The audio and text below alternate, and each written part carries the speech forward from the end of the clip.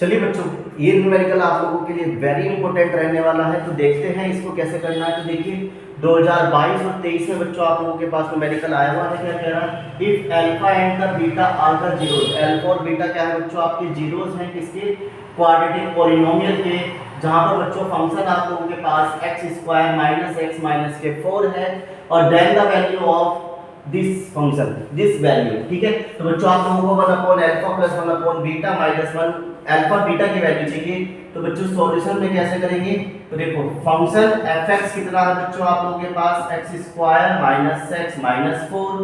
तो बच्चों यहाँ से a की वैल्यू हो गई 1, b की वैल्यू हो गई -1 और c की वैल्यू हो गई बच्चों -4।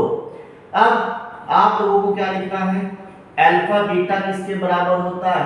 Coefficient of x upon coefficient of a, coefficient of x² और अल्फा बीटा इनको क्या कहते हैं? सम ऑफ जीरोस। इनको क्या कहते हैं? प्रोडक्ट ऑफ जीरोस, जो किसके बराबर होता है? c upon a, constant term upon coefficient of x²।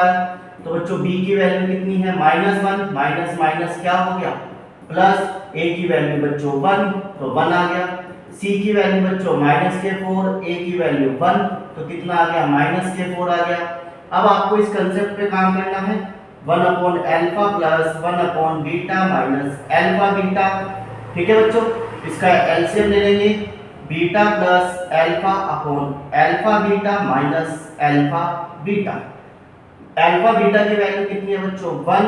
Alpha beta की वैल्यू कितनी है बच्चों? -4। अल्फा बीटा की वैल्यू -4, तो माइनस माइनस प्लस हो गया।